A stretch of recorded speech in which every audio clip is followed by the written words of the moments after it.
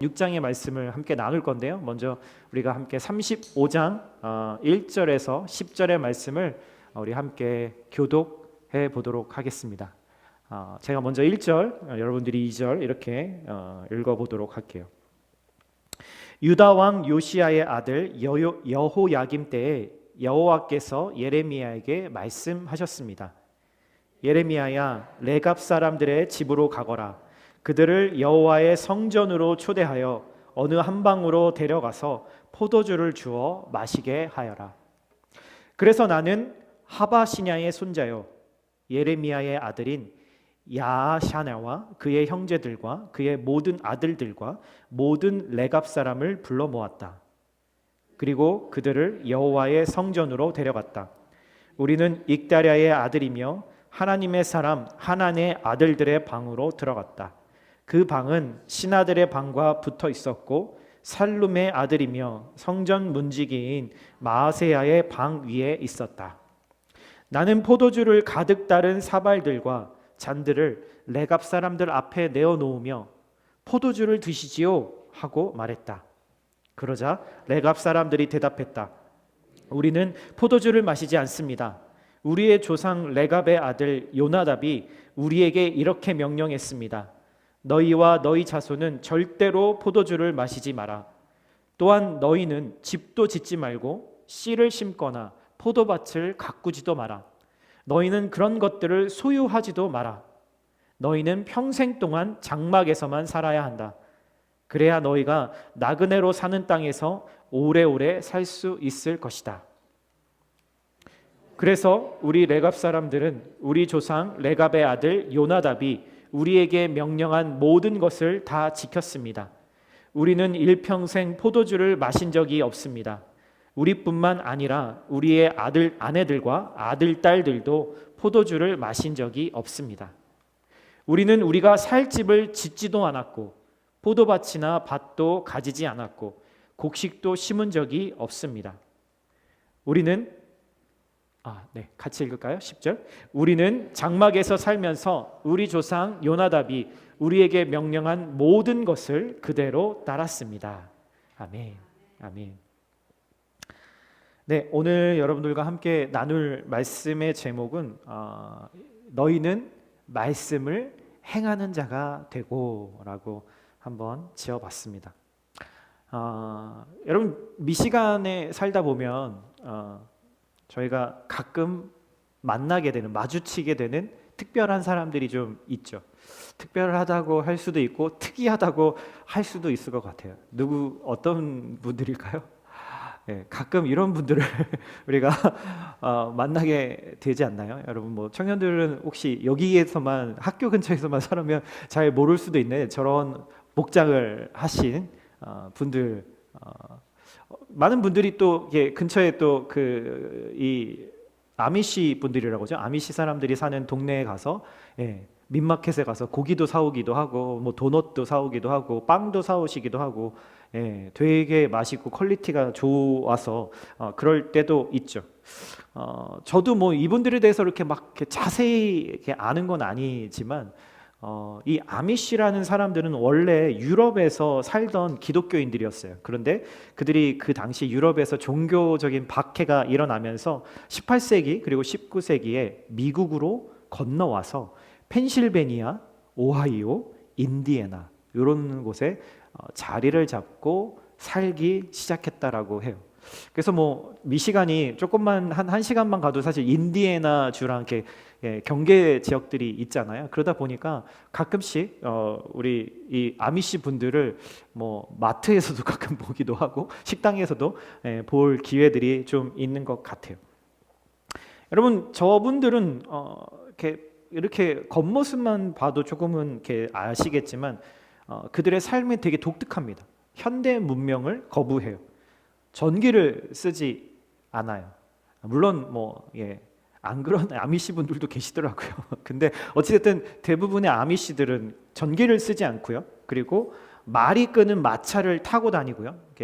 기름을 쓰는 그런 자동차를 사용하지 않고요. 그리고 최신 유행들을 따라서 그 어떤 외모를 가꾼다든가 그런 것들을 하지 않습니다. 저분들의 옷을 보면은 단추도 없어요. 그 단추가 있으면 그것들로 인해서 또 장식을 하고 또 이렇게 해서 자신의 외모를 뽐낼 수 있다라고 생각해서 그런 것까지도 제거한 옷을 입는다고 하죠. 저도 가끔씩 한 몇 달에 한 번씩 이렇게 십시하나에 가서 삼겹살 이런 것들을 사올 때가 있습니다. 훨씬 질이 좋고 가격도 되게 저렴하죠.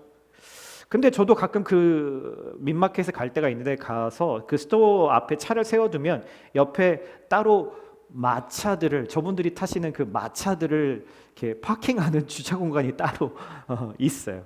근데 거기를 보면 항상 그 주차 구역에는 말똥들이 이렇게 있어서 구수한 냄새가 이렇게 나더라고요.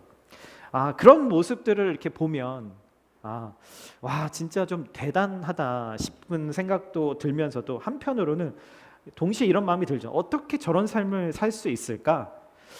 그리고 굳이 저렇게까지 꼭 해야 할까? 라는 그런 생각이 들기도 합니다. 그런데 그들이 이렇게까지 사는 이유는 단순하더라고요. 자신들의 삶에서 신앙이라는 것을 가장 우선순위로 놓고 지키기 위해서라고 하는 거죠. 그들의 목적은 바로 그런 목적이에요. 방식은 우리와 다를지라도. 그래서 우리는 그들을 볼 때 이런 마음이 드는 것 같아요. 참 대단하다. 그런데 굳이 저렇게까지라는 이 두 가지 마음이 들면서 지나가면 흘겨보기도 하고 판단하는 마음이 들기도 하고, 또 그들이 정직하게 키우고 재배해서 파는 것들을 또 좋아라, 또 사기도 하고 맛보기도 하는 두 가지 그런 마음의 태도가 우리 안에 있는 것 같아요.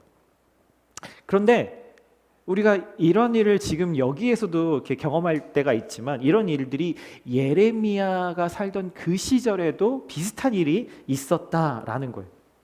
오늘 우리가 읽었던 35장의 말씀이 바로 그 내용이에요. 그 말씀을 살펴보기 전에 먼저 36장의 이야기를 한번 살펴볼 필요가 있어요.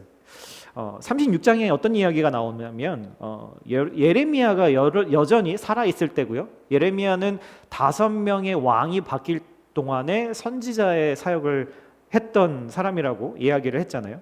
세 번째 왕이 바뀌면서 여호야김이라고 하는 왕이 유다를 다스릴 때였어요.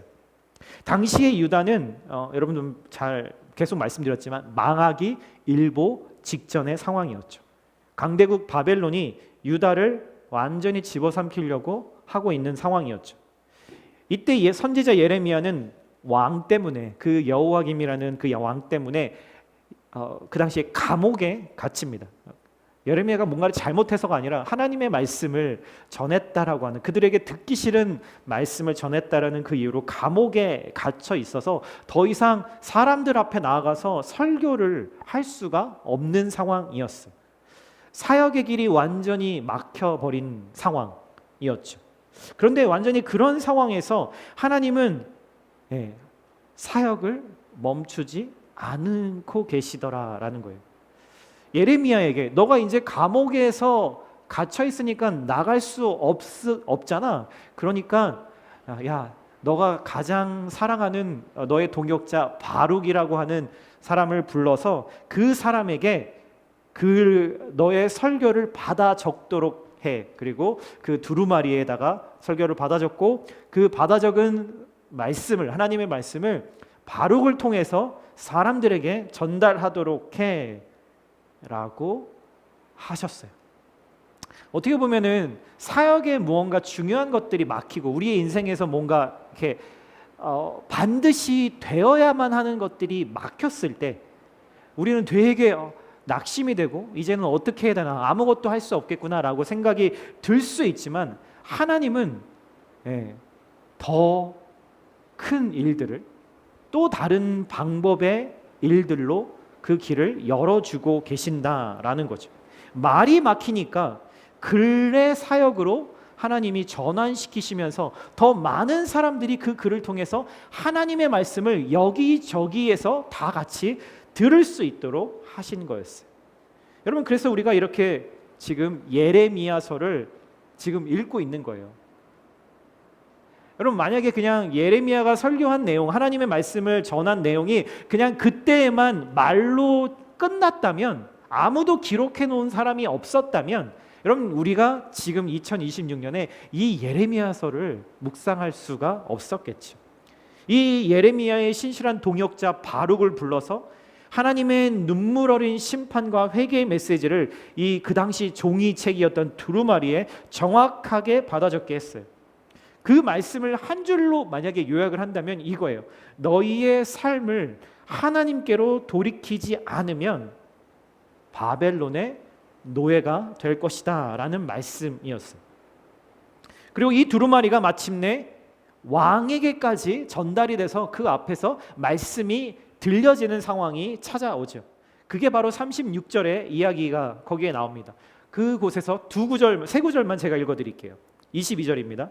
그때는 9째 달이어서 겨울이란 얘기예요. 여호야김 왕은 겨울 별궁에 거주하고 있었고 왕 앞에는 불피운 난로가 놓여 있었습니다. 여우디가 서너 단씩 읽을 때마다 예레미야가 선포한 하나님의 말씀을 기록한 그 책을 얘기하는 거죠. 서너 단씩 읽을 때마다 왕은 서기관의 칼로 두루마리를 베어내더니 난로불에 던져 넣었습니다. 그런 식으로 왕은 두루마리 전체를 난로불에 넣어 태워버렸습니다. 여호야김 왕과 그의 신하들은 두루마리에 적힌 모든 말씀을 듣고도 놀라지 않았고 슬퍼하는 표시로 자신들의 옷을 찢지도 않았습니다. 여러분, 자, 이 장면을 한번 상상해 보세요. 9째 달이라고 하는 것은 되게 추운 겨울을 의미하는 거거든요. 백성들은 지금 곧 바벨론이 한 번만 쳐들어온 것이 아니었기 때문에 이미 백성들은 그 전쟁의 공포와 추위 속에서 벌벌 떨고 있는데 왕은 지금 어디에 있죠? 겨울이어서 왕은 옛날에는 겨울에 추울 때는 좀 따뜻한 곳에 가서 있으려고 그 왕궁을 따로 지었고요. 또 여름에 있는 거하는 왕궁이 따로 있었는데 이 추운 겨울에 겨울 궁전에 앉아서 화롯불을 쬐면서 지금 왕은 안락함을 누리고 있는 상황이에요. 이 왕에게는 따뜻한 안전지대와 같은 곳이었죠. 제가 읽고 있는 이 예레미야서와 관련해서 읽고 있는 그 책에서 그 저자가 이를 가리켜서 뭐라고 얘기하냐면 하나님의 경고를 비웃는 인간의 가짜 안전지대라고 말을 해요. 내 힘으로 충분하고 따뜻하고 안전한데 뭔 놈의 심판이야. 지금 내 배가 부르고 내 말을 하면 내 말대로 이루어지고 여전히 따뜻한 그 불이 내 앞에 놓여져 있는데 무슨 심판이고 무슨 멸망이야 라고 이야기를 하고 있는 거죠. 여기서 충격적인 것은 왕이 하나님의 말씀을 대하는 태도예요. 왕은 두루마리를 낭독될 때 서너 쪽을 읽을 때마다 손에 쥔 그 면도칼로 그것을 찌르고 베어냈어요. 그리고 화롯불에 집어 던져 태워버리죠. 여러분, 두루마리를 통째로 버린 게 아니었어요. 읽다가 내 마음에 들지 않는 그런 내용들, 구절들, 내 죄를 지적하는 불편한 말씀들, 내 왕권을 위협하는 심판의 메시지가 나올 때마다 면도칼로 썩썩 잘라내 놓은 거죠. 내가 좋은 축복의 말, 위로의 말씀, 은혜의 말씀은 남겨놓고 내가 돌이켜야 하고 내 고집을 꺾어야 하고 내 삶을 바꿔야 하고 귀찮고 힘든 말씀은 칼로 잘라버리면 그만이다라고 하는 생각을 가지고 있었던 거예요. 그리고 왕은 그렇게 잘라낸 진리의 조각들을 화롯불에 던져서 모두 다 태워버립니다. 하나님의 절박한 눈물의 호소를 그냥 땔감으로 사용한 거죠. 내가 불태워 없애면 하나님의 심판도 함께 사라질 거다. 이 말은 다 허튼 말이다. 내가 버려버리면 나에게 결코 이런 일은 일어나지 않을 거야 라고 그렇게 믿었던 거예요. 여러분, 하나님이요 사람들에게 어렵게 말씀을 전하지 않으셨어요. 지식 있는 사람들만, 공부를 좀 한 사람들만, 학교를 다닌 사람들만 하나님의 말씀을 이해할 수 있게 우리에게 전해주지 않으셨다라는 거예요. 모든 사람이, 글을 모르는 사람일지라도 귀가 있는 사람이라면, 그리고 마음의 겸손함이 있는 사람이라면 누구든지 이 말씀이 도대체 무슨 뜻인가 알 수 있게 하나님이 전해주셨다라는 거죠. 그런데 하나님이 허락하셔서 세우신 이스라엘의 왕이 하나님의 말씀을 듣지 않는 거예요. 여러분, 어떻게 이렇게 됐을까요? 이러면 안 되는 거잖아요. 그렇죠? 어쩌다가 지금 이 지경까지 오게 됐을까요? 아마 누누이 말씀드리지만 이스라엘 사람들, 그리고 이스라엘 사람을 대표하는 이 왕은 자신이 여전히 하나님의 백성이고 자신은 여전히 하나님의 백성답게 살고 있다라고 철석까지 믿고 있었을 거예요. 왜요? 주일날 여전히 성전에 가서 예배를 드리고 있는 내 모습이기 때문에. 여러분, 왜 주일의 삶과 평일의 삶이 다를까요? 왜 교회에서의 내 모습과 내 가정에서, 우리의 직장에서, 내 삶의 일터에서 우리의 삶은 왜 같지 않을까요? 우리가 아미시 사람들을 보면서 그런 생각이 들잖아요. 왜 편안한 삶이 있는데 굳이 저렇게 어렵게까지 해야만 하는가라는 그런 생각이 드는 것처럼, 우린 편안함이라고 하는 그것들을 가장 우선시하다가 어느덧 그 편안함에 중독이 돼서 말씀이 내 마음을 찔러서 지금 피가 나고 있는데도 마치 마취가 돼서 아픔을 느끼지 못하는 상태에 있는지도 몰라요.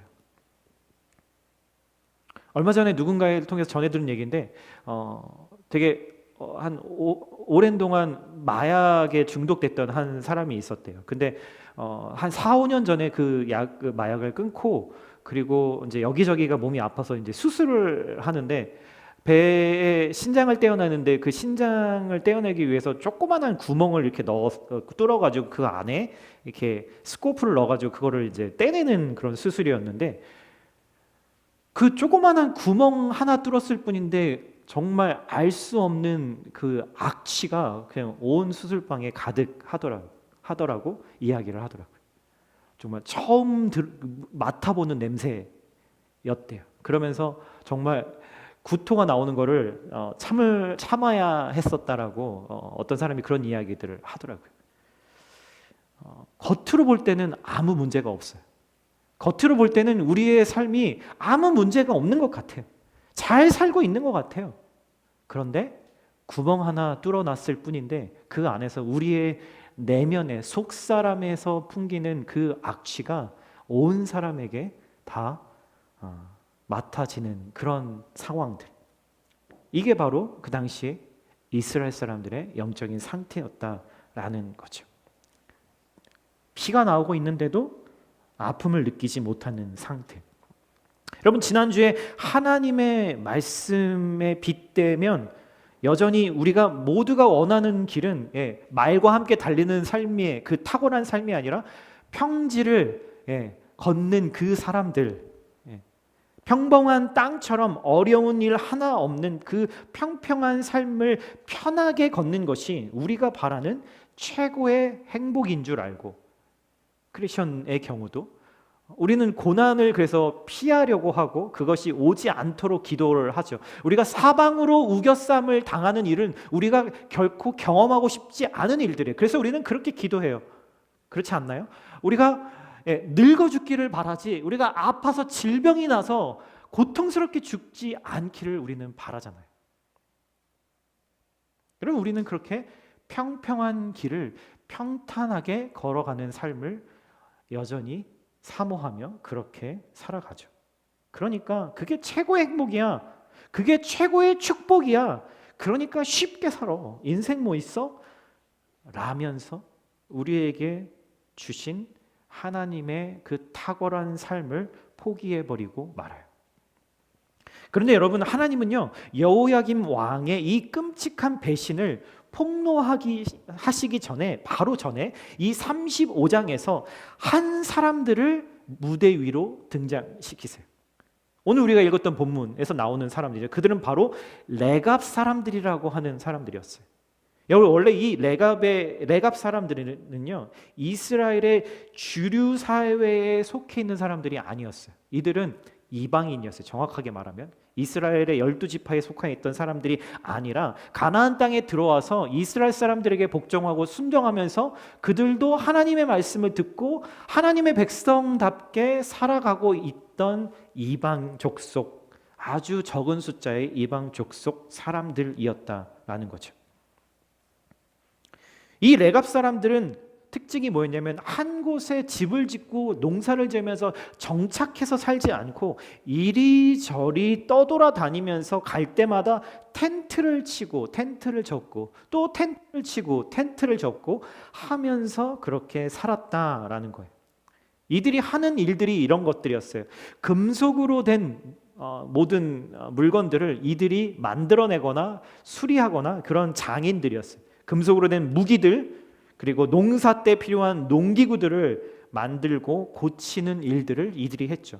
소위 말해서 금속 대장장이들이 바로 그들의 직업이었어요. 그래서 이스라엘 사람들은 무기가 고장나거나 농기구들이 고장나면 이 레갑 사람들이 돌아다니면서 자기 마을 근처까지 올 때까지 기다려야 했던 거죠. 그들은 그런 일들의 전문가들이었고 적은 숫자들의 무리였고 자기들끼리 똘똘 뭉쳐서 그 대장장이의 기술을 전수하고 그렇게 살아오던 사람들이었어요. 그래서 지금 이 예레미야가 35장에 등장시킨 이 레갑 사람들은 거슬러 올라가면 250년을 거슬러 올라가서 그들의 조상이었던 요나답이라고 하는 한 사람이 자신들에게 가족들에게 유언을 남기게 되는데 그 유언을 250년간 이들이 그 유언을 지키며 살아왔다라는 거죠. 여러분, 이 사람들은 분명히 이스라엘 전체를 놓고 보면 전혀 사람들에게 주목받지 못하는 비주류의 사람들이었지만 하나님은 그들을 하나님을 떠난 지금 이스라엘, 하나님의 백성들과 지금 비교를 하고 계신 거예요. 비교 대상으로 지금 레갑 사람들을 사용하고 계신 거죠. 예레미야는 하나님의 명령을 따라서 레갑 사람들을 성전으로 초대합니다. 성전의 한 방으로 이 무리들 일부를 초대를 한 거예요. 그리고 그들 앞에 포도주가 가득 찬 잔들을 이렇게 내려놓으면서 말하죠. 자, 힘들게 일하시는 여러분들을 위해서 준비했어요. 여기 맛있는 음식, 안주와 포도주가 있으니까 마음껏 드세요. 여러분, 이 성전의 한 방이었는데 이 방은 특별히 사방이 다 터져 있어서 주변에 있는 모든 사람들이 이들이 뭘 하고 있는지 속속들이 다 볼 수 있는 그런 방이었어요. 그런 곳에서 지금 예레미야 선지자가 누군가를 초대했고 그리고 그 초대한 사람들에게 술잔에 술을 따라서 술을 마시라고 지금 주고 있는 거예요. 모든 이스라엘 예루살렘에 있는 사람들이 다 거기에 신경이 눈길이 다 가 있는 상황인 거죠. 레갑 사람들이 이 이야기를 듣고 예레미야에게 이야기합니다. 6절에 이렇게 얘기하죠. 그러자 레갑 사람들이 대답합니다. 우리는 포도주를 마시지 않습니다. 우리의 조상 레갑의 아들 요나답이 우리에게 이렇게 명령했거든요. 너희와 너희 자손은 절대로 포도주를 마시지 마라. 또한 너희는 집도 짓지 말고 씨를 심거나 포도밭도 가꾸지 마라. 너희는 그런 것들을 소유하지도 마라. 너희는 평생 동안 장막에서만 살아야 한다. 텐트 말하는 거예요. 그래야 너희가 나그네로 사는 이 땅에서 오래오래 살 수 있을 것이다. 여러분, 이 대답은요 너무나 그 당시에 예레미야에게는 당연한 예상되는 답이었어요. 레갑 사람들이 이렇게 대답할 줄 모르고 하나님이 예레미야를 시켜서 지금 성전 안에 한 방에다가 이 사람들을 불러다 놓고 포도주를 마시게 해. 여러분 지금 쇼를 하고 있는 건가요? 하나님이 지금 이들이 어떻게 반응할지를 모르셔서 지금 이런 일들을 하라고 하셨을까요? 네, 쇼 맞습니다. 여러분 그 예루살렘에 살던 삼척동자라도 아주 어린 아이들이라도 레갑 사람들은 절대로 술을 마시지 않는다는 사실을 다 알고 있는 상태였거든요. 하나님이 이스라엘과 지금 이 레갑 사람들을 두 그룹을 놓고 지금 비교를 하고 계신 거예요. 하나님은 레갑 사람들을 한마디로 증인으로 삼고 있는 거죠. 증거로 삼고 계신 거예요. 뭐에 대한 증인이요? 뭐에 대한 증거요? 여러분 이 레갑 사람들은요 주류 사람들도 아니고 권력을 가지고 있던 사람들도 아니고 또 이스라엘의 12지파에 속해 있던 사람들도 아니잖아요. 저와 여러분처럼 이방인들이었어요. 우리는 이방인인데도 예수를 믿고 하나님을 따르는 것처럼 이들도 그런 사람들이었다고요. 그냥 평범한 사람들이었어요. 그리고 그들의 조상 요나답이라고 하는 사람은 이미 언제 죽었어요? 250년 전에 죽었다고요. 여러분 그 당시에 한 사람의 수명이 한 50년이라고 친다면 그때는 그렇게 길게 살지 않았을 테니까 5세대가 걸칠 때까지도 이 말씀이 유지되고 있었다라는 거예요. 얼굴도 본 적 없는 조상의 한마디 말, 그런 말을 이 평범한 사람들도 지킬 수 있다면 왜 너희들은 지금 하나님의 말씀을 지키지 않느냐라고 이야기를 하고 계신 거죠. 여러분 이 레갑 사람들은요 이스라엘 속에 사는 그들과 함께 사는 이방인들이었지만 마치 이들이 진짜 이스라엘 사람들인 것처럼 살았어요. 정작 하나님의 백성이라고 말하는 이스라엘은 하나님이 말씀하셔도 듣지도 않고 순종하지도 않았지만 저와 여러분처럼 이스라엘도 아닌 이방인이었던 이 레갑 사람들은 진짜 하나님 백성답게 살았다라는 거죠. 마치 이런 이야기를 우리에게 주는 거예요. 하나님의 말씀이 어려워? 하나님의 말씀대로 사는 것이 불가능해 보여? 마치 아미시 사람들을 우리가 주변에서 보면서 굳이 저렇게까지 하면서 뭐를 지키려고 무슨 목적으로 저렇게 그러지? 라고 우리는 속으로 말하지만 정작 그들은 가장 중요한 것을 잃지 않고 지키려고 안간힘을 쓰고 있다는 그 사실만큼은 우리가 리스펙트하고 아너해야 하지 않을까요? 여러분 가끔 저는요 그 젊은 아미시 청년들을 코스코에서도 볼 때가 있고요, 어떤 레스토랑에서 볼 때도 있고요, 어떤 상점에서 점원으로 일하는 것도 볼 때가 있어요. 그러면서 무슨 생각이 드냐면 그러면 그렇지, 저 아미시들도 이제 시간이 지나면 곧 그들이 숫자가 줄어서 망하게 될 거야. 저 젊은 사람들도 젊은 세대들은 이런 삶이 지루하고 고루하고 얼마나 세상에서 자유롭게 그리고 세상의 문명을 누리면서 사는 사람들과 비교하면 얼마나 자기 자신들의 삶이 그렇게 마음이 힘들겠어라고 생각했던 적이 많이 있습니다. 근데 이번에 이 아미시 사람들에 있어서 좀 더 알아보면서 그들 안에 되게 특별한 제도가 있다는 것을 알았어요.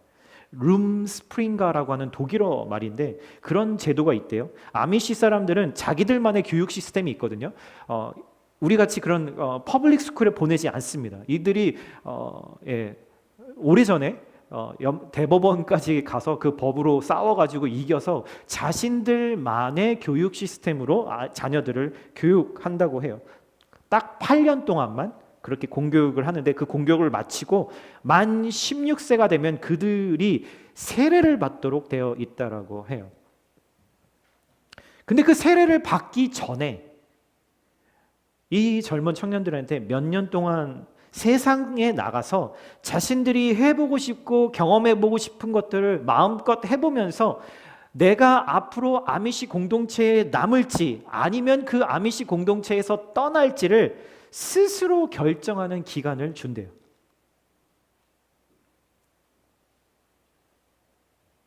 여러분 우리도 만약에 그 상황이라면 정말 그 기간이 너무 기다려질 것 같지 않으세요? 술도 마셔보고 담배도 펴보고 스마트폰도 가져보고 돈도 벌어보고 그 번 돈으로 쇼핑도 하고 차도 운전해 보면서 우리 생각에는 그럴 것 같지 않으세요? 100이면 100, 100까지는 좀 그렇다 하더라도 한 100이면 한 95 정도는 다 아미시의 삶을 포기하지 않을까라고 우리는 그렇게 추측하겠죠. 그럼 이 기간이 지나면 아미시 젊은이들은 어떤 선택을 하게 될까요? 통계로 보면은 거의 80에서 90% 정도의 젊은이들이 다시 아미시 공동체로 돌아온답니다. 그리고 거기에서 세례를 받고 그들이 규정한 그 공동체의 규범을 따라서 살기로 결정을 한다라고 해요. 그러니까 18세기에 미국에 와서 지금까지도 이렇게 미국 땅에서 아미시 사람들이 여전히 살아가고 있겠죠. 그 기간들을 통해서 뭐가 진짜 좋은지 스스로 경험해보고 세상에 대한 환상을 깨트려보는 기회를 자유롭게 준다라는 거예요. 오히려 이것이 아미시들이 지금까지 유지될 수 있었던 가장 중요한 핵심이라고 이야기를 합니다. 세상에 나가봤더니 2, 3년 그렇게 살아봤더니 치열한 경쟁에 지독한 외로움에 돈이면 최고라는 이 세상의 가치에 부딪혀 보면서 젊은이들이 그런 생각을 한다는 거예요. 아무런 대가 없이 자신들을 품어주고 보호해주는 따뜻한 자신들의 공동체에 남기로 결정한다라는 거죠. 여러분 이 사람들은요 의료보험이 따로 없거든요. 그래서 누가 큰 병이 걸리거나 이러면요 마을이 모두 다 돈을 모으면 됩니다. 그 마을에서 모을 수 없는 금액이면 재난이 생기거나 아프거나 질병이 생기면 다른 마을에서도 그 돈을 모금해서 모두 다 캐시로 그 사람들을 도와야 될 사람들을 돕는다라고 해요. 한 번도 예외 없이 그런 일들이 일어난다라고 해요. 그러니까 이 젊은이들이 세상 속에서 2, 3년 동안 살아보면서 이런 공동체, 이런 가족들은 이 세상에서는 없구나라는, 무엇이 더 중요한가라는 것을 생각하고 선택한다라는 거죠. 여러분, 레갑이라고 하는 이 사람들, 이 레갑의 사람들이 그들의 신앙을 다음 세대에게, 5대가 지나갈 때까지 다음 세대에게 이어지게 할 수 있었던 중요한 포인트가 뭘까요? 이 조상이었던 요나답이 그들에게 유언으로 남겼던 그 말이죠. 그 말에는 너희들이 어떤 정체성을 가지고 이 세상에서 살아야 돼 라고 하는 이야기를 쓰고 있는 거예요. 단순히 술을 먹지 말라는 의미가 아니에요. 술과 같은 욕망에 취해서 너가 거기에 끌려다니면 안 돼. 네가 컨트롤하지 못하고 네가 컨트롤 당하는 상태로 가게 하면 안 돼. 돈을 벌고 더 많은 돈을 벌고 그래서 편안한 삶을 사는 것이 네 삶의 목적이 되게 하면 안 돼. 너희는 하나님의 백성들이야. 다시 말하면 나는 누군가? 나는 누군가? 그렇다면 나는 어떻게 살아야 하는가에 대한 이야기인 거예요. 그게 바로 이들이 자신들의 정체성을 잃지 않고 그 말을 지킨 이유인 거죠. 이 질문에 레갑 사람들은 삶의 구체적인 행동으로 보여주고 있어요. 그렇다고 그들이 세상을 떠나서 수도원에 들어가서 수도원 생활을 한 사람들은 절대로 아니었다라는 거예요. 세상 속에서 살고 있었지만 그들은 세상과는 다른 구별된 삶을 살고 있었다. 여러분, 우리가 인생 살아보면 이게 쉬운 일인가요? 결코 쉬운 삶이 아닙니다.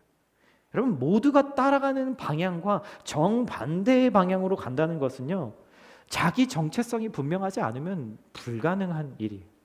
그래서 우리는 늘 양쪽에 한 발씩 그것을 걸치면서 늘 갈등하고 고민하고 스트레스 받는 거죠. 그런데 자기 정체성이 분명해지면 오히려 삶은 심플해집니다. 여러분, 이제는 복음을, 예수님을 말로만 외치는 시대는 지나갔어요. 1900년도 우리가 젊은 시절을 살아왔던 그 시대에는 외치는 것만으로도 복음을 들었던 때가 있었던 것 같아요. 그런데 이제는 세상이 말로만 외치는 복음에는 더 이상 지쳐서 기대하지 않는 것 같아요. 그럼 뭐가 달라졌을까요?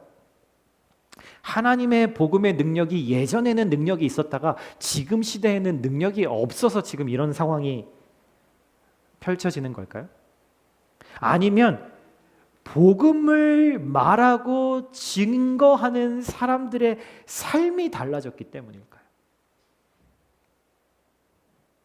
여러분, 레갑 사람들은 이 땅에 자신들의 삶이 분명 나그네의 삶이다라고 분명한 자기 정체성을 가지고 살았어요. 그래서 자신들의 정체성을 삶으로 증명한 것이 바로 텐트 안에 사는 삶이었던 거죠. 세상에 너무 익숙해지는 것을 그들은 민감하게 경계하기 위함이었어요. 레갑 사람들이 거주지를 옮겨 다니면서 얼마나 불편했겠어요. 그렇죠? 그렇게 불편하지만 이 땅의 삶은 나그네의 삶이구나, 우리가 진짜로 가야 할 본향이 있구나 라는 것을 늘 생각하면서 텐트를 접고 텐트를 다시 치고 텐트를 다시 접고 텐트를 다시 치면서 자기 자신과 자신들의 자녀들에게 그 가치를 각인시켰던 거죠.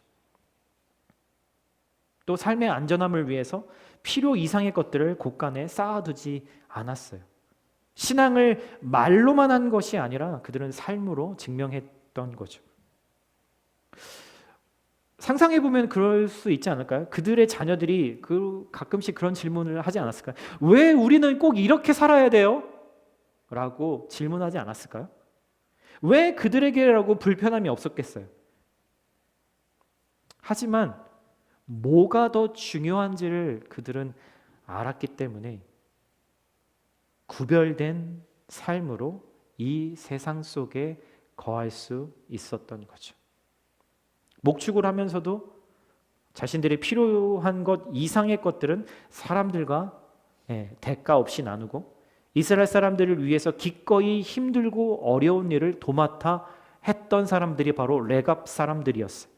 그들은 예루살렘 근처에 살면서 대장장의 일들을 해줬고요. 나중에 바벨론의 포로에서 그들이 다시 돌아와서 우리 느헤미야서 우리 같이 묵상했던 적이 있었죠. 여러분 막 이렇게 성벽을 이렇게 건축하고 문을 다시 다는 이야기들을 여러분 기억하실 거예요. 그때 이 레갑 사람들의 자손들이 뭘 했냐면 성전을 재건할 때 어떤 문을 다시 세웠는지 아세요?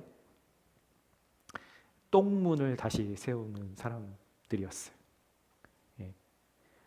덩 게이트라고 오물을 버리러 나갈 때만 사용하는 문이거든요. 아무도 그런 일에는 헌신하려고 하지 않아요. 왜요? 별로 이렇게 고귀하고 가치 있는 일이 아니라고 생각하고 뽀대가 안 나잖아요. 근데 아무도 하지 않으려고 했던 이 일들을 레갑의 자손들이 나서서 자발적으로 그 문을 보수하는 일에 헌신하죠. 그런 말들을 종종 듣습니다. 삶으로 말한 것만 남는다라는 말들을 우리가 들을 때 있죠. 나그네의 삶의 이 정체성 때문에 우리가 가지고 있는 그 어떤 것도 내 소유가 아니라 하나님의 소유고